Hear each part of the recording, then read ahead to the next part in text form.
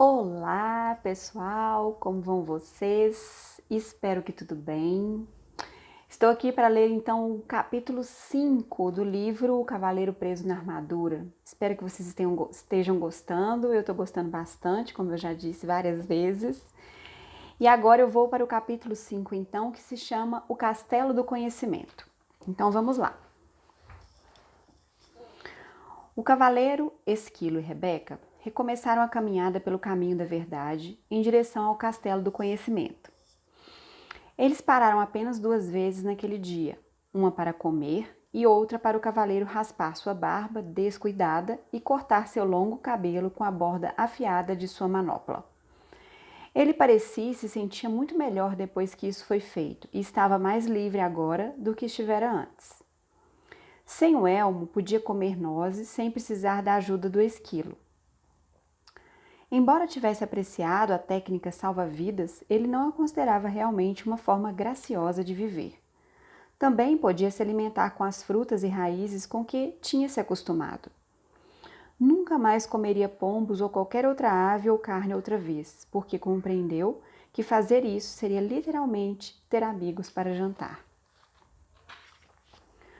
Pouco antes do cair da noite, o trio arrastou-se morro acima e contemplou o castelo do conhecimento à distância. Ele era maior do que o castelo do silêncio, e sua porta era feita de ouro maciço. Esse era o maior castelo que o cavaleiro já tinha visto, maior ainda do que aquele que o rei havia construído para si. O cavaleiro olhou fixamente para a impressionante estrutura, curioso por saber quem a teria projetado. Naquele exato momento, seus pensamentos foram interrompidos pela voz de Sam. O castelo do conhecimento foi projetado pelo próprio universo, a fonte de todo o conhecimento. O cavaleiro ficou surpreso, mas feliz de ouvir Sam novamente. Estou contente por você ter voltado, disse ele. Na verdade, nunca fui embora, replicou Sam. Lembre-se de que eu sou você. Por favor, não quero passar por isso novamente. Como pareço agora que fiz a barba e cortei o cabelo? É a primeira vez que você tirou vantagem de ser encurtado, Sam respondeu. O cavaleiro riu da brincadeira de Sam. Ele apreciava seu senso de humor. Se houvesse qualquer semelhança entre o castelo do conhecimento e o castelo do silêncio, ele ficaria feliz em ter Sam por companhia. O cavaleiro, Esquilo e Rebeca cruzaram a ponte levadiça sobre o fosso que circundava o castelo e pararam diante da porta de ouro. O cavaleiro retirou a chave de seu pescoço e girou-a na fechadura. Enquanto empurrava a porta aberta, ele perguntou a Rebeca e Esquilo se eles o deixariam como haviam feito antes. Não, Rebeca respondeu. O silêncio é para um, o conhecimento para todos. O cavaleiro ficou pensando como a palavra pombo veio a significar alguém incrédulo, fácil de enganar. E aí tem um asterisco assim, porque do inglês pigeon é substantivo que significa pombo. Pode também ser gíria, e nesse caso refere-se a alguém trouxa, otário. Por isso que ele teve esse pensamento, né? Porque a pomba, inclusive, era bem espertinha. Os três atravessaram a porta e se depararam com uma escuridão tão densa que o cavaleiro não conseguia enxergar a própria mão. Ele tateou em busca das costumeiras tochas que ficavam junto à porta de entrada dos castelos para iluminar o caminho, mas não havia nenhuma. Um castelo com uma porta de ouro e sem tochas? Até os castelos simples da região têm tochas, resmungou o cavaleiro enquanto Esquilo chamava. O cavaleiro dirigiu-se cuidadosamente até ele e o viu apontando para uma inscrição que brilhava na parede. Estava escrito: o conhecimento é a luz através da qual você encontrará o seu caminho. Preferia estar com uma tocha, pensou o cavaleiro. Mas, seja quem for que administra este castelo, sem dúvida encontrou um meio engenhoso de diminuir o consumo de luz. Sam falou sem rodeios. Isso significa que quanto mais você sabe, mais luminoso ficará aqui dentro. Sam, apostarei em que você está certo, exclamou o cavaleiro, e um vislumbre de luz tremeluziu na sala. Nesse momento, Esquilo chamou novamente o cavaleiro. Ele havia encontrado uma outra inscrição que brilhava entalhada na parede. Será que você não confundiu necessidade com amor? Ainda perturbado, o cavaleiro resmungou. Suponho que tenho que descobrir a resposta antes de receber alguma luminosidade a mais. Você está pegando rápido, Sam replicou. O cavaleiro resfolegou. Não tenho tempo para brincar de pergunta e resposta. Quero encontrar rápido meu caminho por este castelo para poder chegar ao topo da montanha.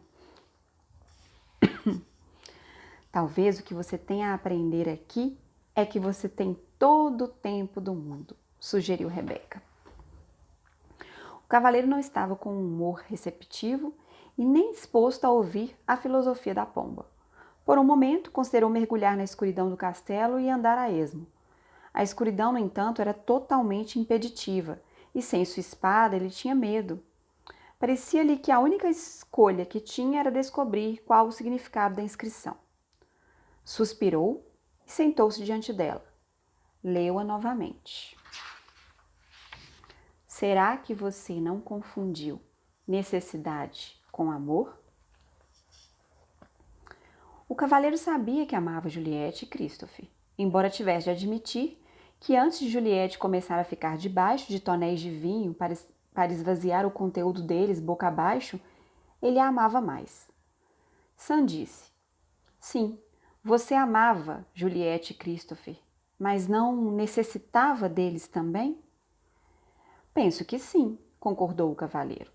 Ele necessitara de toda a beleza que Juliette acrescentara à sua vida, com seu juízo aguçado e sua adorável poesia.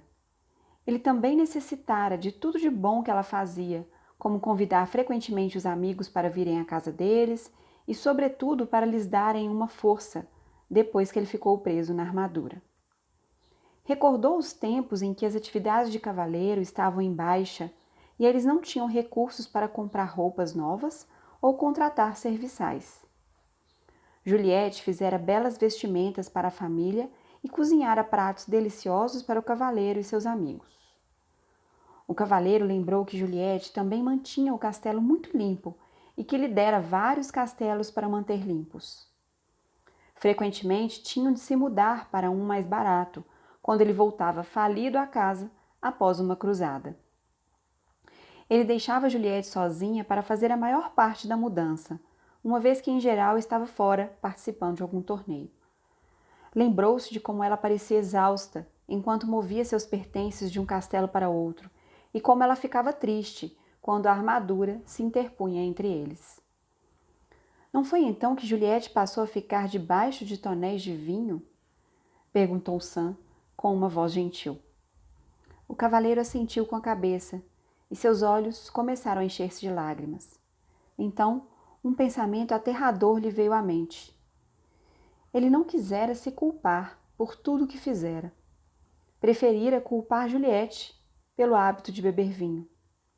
Na verdade, ele precisava que ela tivesse esse hábito para poder dizer que era tudo culpa dela, inclusive o fato dele ter ficado enlatado na armadura. Quando o cavaleiro se deu conta de como havia usado Juliette injustamente, mais lágrimas rolaram de seu rosto. Sim, ele necessitara dela, mais do que a amara. Quisera tê-la amado mais e necessitado menos dela, mas não sabia como. Enquanto chorava, ocorreu ao cavaleiro que ele também necessitara de Christopher mais do que o amara. Um cavaleiro precisava de um filho que saísse e empreendesse batalhas em nome do pai, quando este ficasse velho. Isso não queria dizer que não amava Christopher. Ele amava a beleza dos cabelos dourados de seu filho. Também gostava de ouvir Christopher dizer, eu amo papai. Mas ao mesmo tempo em que amava esses aspectos de Christopher, eles também eram uma resposta a uma necessidade que havia dentro dele. Envolto em um clarão ofuscante, um pensamento surgiu na mente do cavaleiro. Ele necessitara do amor de Juliette e de Christopher, porque não se amava. Na verdade, ele necessitara do amor de todas as donzelas que resgatara dos dragões e de todas as pessoas por quem lutara nas cruzadas, porque não se amava. O pranto do cavaleiro se intensificou quando ele compreendeu que, se não se amava, não poderia realmente amar os outros. A necessidade que tinha deles era um obstáculo ao amor. Quando admitiu isso, onde antes havia escuridão, um brilho se fez. Em torno do cavaleiro havia uma linda luz clara. Então, uma terna mão tocou seu ombro. Olhando para cima, por entre as lágrimas, viu Merlin lhe sorrindo. Você descobriu uma grande verdade, o mago explicou ao cavaleiro. É somente quando nos amamos que podemos amar os outros. Como começo a me amar? Perguntou o cavaleiro. Você já começou, pelo simples fato de saber o que sabe. Sei que sou um tolo, soluçou o cavaleiro. Não, você sabe a verdade. A verdade é amor. Isso confortou o cavaleiro e ele parou de chorar. Quando seus olhos secaram, ele percebeu a luz à sua volta. Era diferente de todas as luzes que tinha visto antes. Parecia vir de lugar nenhum e, ao mesmo tempo, de todos os lugares. Merlin ecoou os pensamentos do cavaleiro. Não há nada mais bonito que a luz do autoconhecimento. O cavaleiro contemplou a luz e, em seguida, encarou as trevas à frente. Não existe escuridão neste castelo para você, não é mesmo? Não, respondeu Merlin, não mais. Encorajado, o cavaleiro se levantou, pronto para seguir. Agradeceu a Merlin por aparecer, mesmo sem ter sido chamado. Tudo bem, disse o mago. Às vezes a gente não sabe quando é hora de pedir ajuda. E dizendo isso, desapareceu. Quando o cavaleiro recomeçou a andar, Rebeca surgiu da escuridão voando à sua frente. Uau! Ela disse toda empolgada. Tenho algo para lhe mostrar que você nem imagina. O cavaleiro nunca tinha visto Rebeca tão excitada. Normalmente ela era bastante comedida, mas agora subia e descia pulando no ombro do cavaleiro, mal podendo se conter, enquanto guiava este e Esquilo até um grande espelho. É esse! Rebeca alhou ao alto, seus olhos brilhando de entusiasmo. O cavaleiro ficou desapontado. É apenas um velho espelho barato, ele disse impacientemente. Vamos, temos de seguir em frente. Não é um espelho comum, Rebeca insistiu. Ele não mostra como você parece. Mostra o que você realmente é. O cavaleiro ficou intrigado, mas não entusiasmado. Ele nunca ligara muito para espelhos, porque nunca se considerara muito atraente. Mas Rebeca insistiu, e então, relutante, ele se pôs diante do espelho e olhou fixamente para o reflexo. Para sua surpresa, em vez de um homem alto, com olhos tristes e nariz grande, encouraçado até o pescoço, viu uma pessoa charmosa e cheia de vida, cujos olhos brilhavam com compaixão e amor. Quem é esse? Ele perguntou. Esquilo respondeu. É você. Este espelho é uma impostura, disse o cavaleiro. Não é assim que me pareço. Você está vendo seu eu verdadeiro, explicou Sam. O eu que vive por debaixo dessa armadura. Mas, protestou o cavaleiro, olhando de forma penetrante para o espelho, este homem é um espécime perfeito e sua face é plena de beleza e inocência. Esse é o seu potencial, respondeu Sam, ser belo, inocente e perfeito. Se esse é o meu potencial, disse o cavaleiro, algo terrível aconteceu no meu percurso para realizá-lo. Sim, replicou Sam, você colocou uma armadura invisível entre você e seus sentimentos verdadeiros. Ela está em você há tanto tempo que se tornou visível e permanente.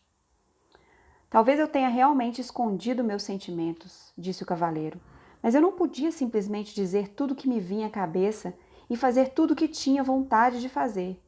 ninguém iria gostar de mim. Ao pronunciar essas palavras, o cavaleiro parou abruptamente, compreendendo que vivera toda a sua vida de maneira a fazer com que as pessoas gostassem dele.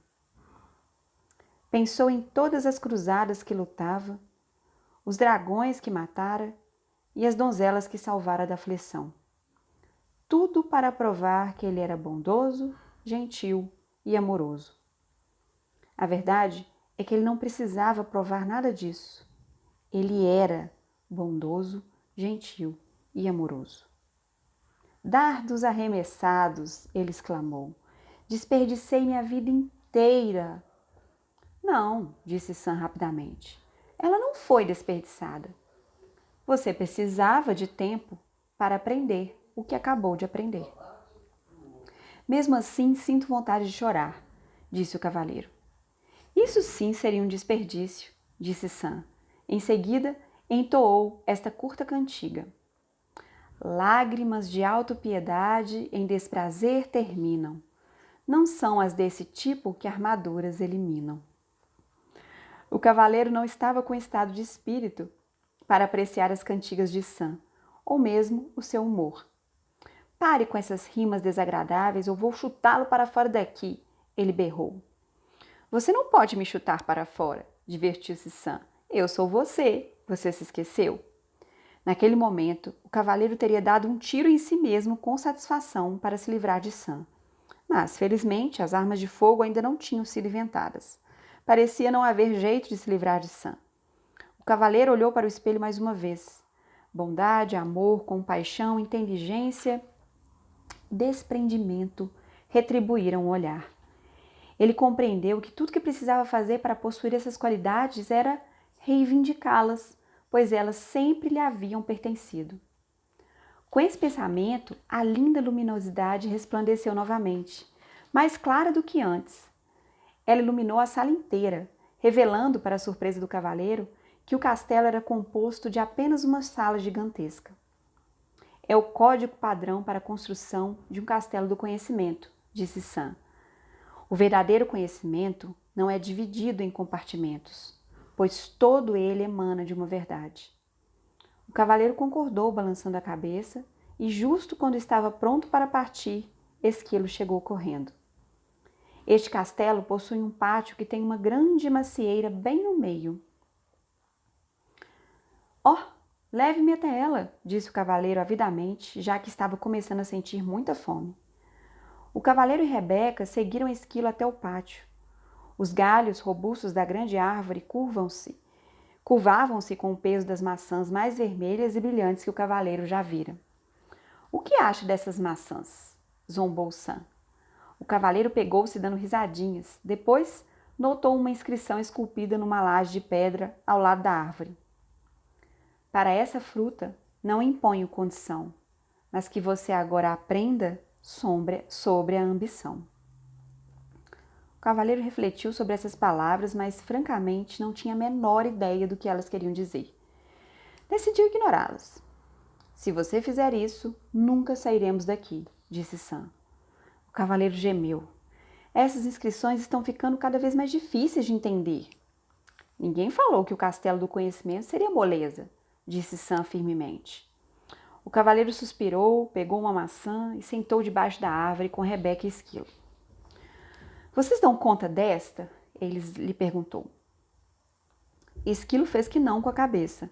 O cavaleiro olhou para Rebeca, que também fez que não com a cabeça. Mas sei com certeza, disse a pomba pensativa, que não tenho ambições. Nem eu, aparteou o Esquilo, e aposto como essa árvore também não tem nenhuma. Existe um propósito para ela, disse Rebeca. Essa árvore é como a gente, não tem ambições. Talvez não precise delas. Isso está correto para árvores e animais, disse o cavaleiro. Mas como seria uma pessoa sem ambição? Feliz? Falou Sam abertamente. Não, acho que não. Vocês todos estão certos, disse uma voz familiar. O cavaleiro virou-se e viu Merlin em pé atrás dele e dos animais. O mago estava vestido com seu longo manto branco e carregava um alaúde. Estava prestes a chamá-lo, disse o cavaleiro. Eu sei, replicou o mago. Todos precisam de ajuda para entender uma árvore. As árvores estão satisfeitas simplesmente sendo árvores. Assim como Rebeca e Esquilo estão felizes, simplesmente sendo o que são. Mas os seres humanos são diferentes, protestou o cavaleiro.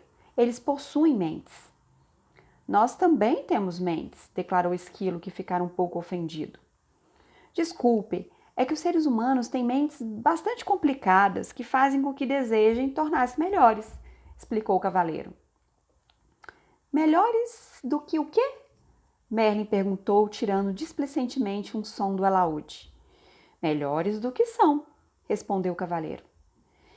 Eles nascem lindos, inocentes e perfeitos. O que pode ser melhor do que isso? Merlin perguntou. Não estou querendo dizer que eles desejam ser melhores do que pensam que são e desejam ser melhores dos que os outros são. Você sabe como eu sempre quis ser o melhor cavaleiro do reino. Ah, sim, disse Merlin. A ambição originada dessa sua mente complicada o levou a tentar provar que você era melhor do que os outros cavaleiros. O que há de errado com isso? Perguntou o cavaleiro defensivamente.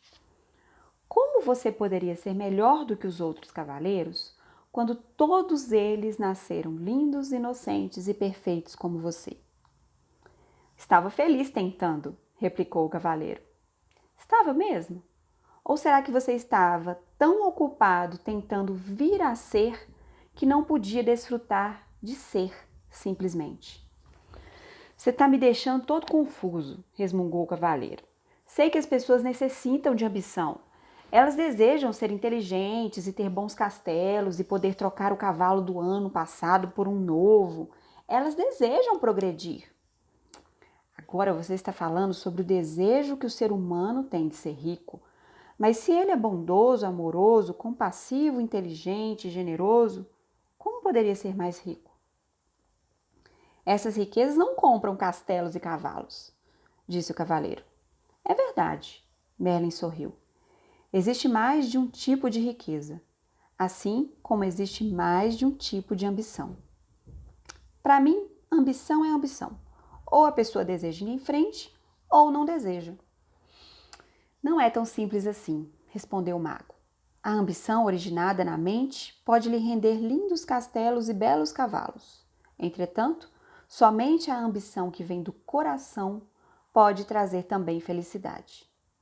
O que é a ambição que vem do coração? Questionou o cavaleiro. A ambição do coração é pura. Ela não compete com ninguém e nem fere ninguém. De fato, ela o serve de tal maneira que serve os outros ao mesmo tempo. Como? Perguntou o cavaleiro, esforçando-se por compreender. É nesse ponto que podemos aprender com a macieira. Ela se tornou graciosa e plenamente madura, cheia de bons frutos que ela dá livremente a todos. Quanto mais maçãs as pessoas retiram dela, disse Merlin, mais ela cresce e mais formosa se torna. Esta árvore está fazendo exatamente o que macieiras devem fazer, realizando o seu potencial para o benefício de todos. Pode acontecer o mesmo com as pessoas, quando a ambição delas vem do coração. Mas, objetou o cavaleiro, se eu ficasse por aí o dia todo dando maçãs de graça, não teria condições de possuir um elegante castelo, nem poderia trocar o cavalo do ano passado por um novo. Você, como a maioria das pessoas, deseja possuir uma porção de coisas boas, mas é necessário separar necessidade de ganância. Vá dizer isso a uma esposa que deseja um castelo e um reino melhor, retorquiu o cavaleiro. Um ar de divertimento despontou no rosto de Merlin. Você poderia vender algumas de suas maçãs para pagar pelo castelo e cavalos novos. Depois, poderia doar as maçãs de que não precisasse mais que outros pudessem se alimentar. É mais fácil para as árvores do que para as pessoas neste mundo, disse o cavaleiro filosoficamente. É tudo uma questão de percepção, disse Merlin. Você recebe a mesma energia vital que a árvore. Usa a mesma água, o mesmo ar e o mesmo alimento da terra. Garanto-lhe que se aprender com a árvore, também poderá gerar os frutos que a natureza tem o propósito de gerar, e logo terá todos os castelos e cavalos que desejar. Você quer dizer que eu poderia conseguir tudo de que preciso simplesmente permanecendo enraizado e sem sair do meu próprio quintal? Perguntou o cavaleiro zombeteiramente. Merlin riu.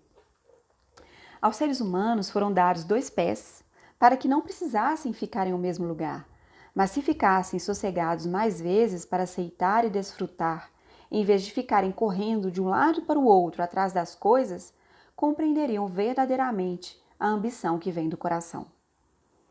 O cavaleiro sentou-se silenciosamente, refletindo sobre as palavras de Merlin. Contemplou a macieira florescendo diante dele. Seus olhos se deslocaram para Esquilo, depois para Rebeca e finalmente para Merlin. Nem a árvore nem os animais tinham ambição, e a ambição de Merlin vinha, obviamente, do coração. Todos eles pareciam felizes e bem nutridos. Eram todos belos espécimes da vida. Em seguida, considerou a si mesmo, emagrecido e com uma barba que começava a ficar desgrenhada novamente. Estava subnutrido, nervoso e exausto de ficar arrastando sua pesada armadura de um lado para o outro. Tudo isso ele adquirira por causa da ambição de sua mente e agora sabia que precisava mudar. A ideia era assustadora, mas ora, ele já perdera tudo, então o que tinha a perder? De agora em diante, minha ambição virá do coração, ele jurou. Ao pronunciar essas palavras, o castelo e Merlin desapareceram, e o cavaleiro encontrou-se de novo no caminho da verdade, com Rebeca e Esquilo. Junto ao caminho havia um borbulhante riacho. Sedento, ele se ajoelhou para beber a água e percebeu um tanto surpreso que a armadura sob seus braços e pernas havia enferrujado e desprendido. Sua barba estava bastante longa novamente. Evidentemente, o castelo do conhecimento, como o castelo do silêncio, fizera truques com o tempo. O cavaleiro ponderou sobre esse fenômeno um tanto curioso e logo compreendeu que Merlin estava certo. Ele chegou à conclusão de que o tempo realmente passa rápido quando se está em contato consigo mesmo. Relembrou quantas vezes o tempo se arrastara indefinidamente, quando tinha dependido dos outros para preenchê-lo. Tendo se livrado de toda a armadura, exceto do peitoral, o cavaleiro sentiu-se leve e jovem como há muitos anos não se sentia. Ele também descobriu que estava gostando de si, como há muito tempo não gostava. Com os passos firmes de um jovem, partiu em direção ao castelo da vontade e da ousadia, com Rebeca voando acima dele e Esquilo volteando nos seus tornozelos. E assim terminamos o capítulo 5, maravilhoso. E aí fica a reflexão do quanto nós confundimos necessidade com amor, né? Do quanto nós precisamos dos outros para gostar, para nos amar, porque a gente não faz o serviço, né? Porque a gente não se ama, porque a gente não olha pra gente. Então a gente precisa de que os outros olhem para nós, né? Então nós necessitamos desse outro, dessa forma. Então que lindo esse capítulo, não é? E aí depois, então, a gente volta com o capítulo 6. Diga aí o que você está achando, se você está gostando. Compartilhe se você gostou. Esse capítulo foi especial, hein? Essa questão da ambição, de como eu vejo como uma conexão da alma, né? Se a gente está em sintonia com aquilo que a gente realmente precisa fazer, não, e não apenas o que a gente quer fazer, geralmente a gente está em sintonia com o todo, né? E com o todo a gente acaba servindo também ao todo, né? Então essa ambição frutifica. Isso é a prosperidade, né? Eu quero algo para mim, assim como eu quero para o todo, né? E aí assim floresce. Lindo, lindo, né? Espero que vocês tenham gostado tanto quanto eu. Então, curtam, compartilhem, comentem. E aí aguardo vocês no próximo, tá bom? Um beijo e até o próximo. Tchau, tchau.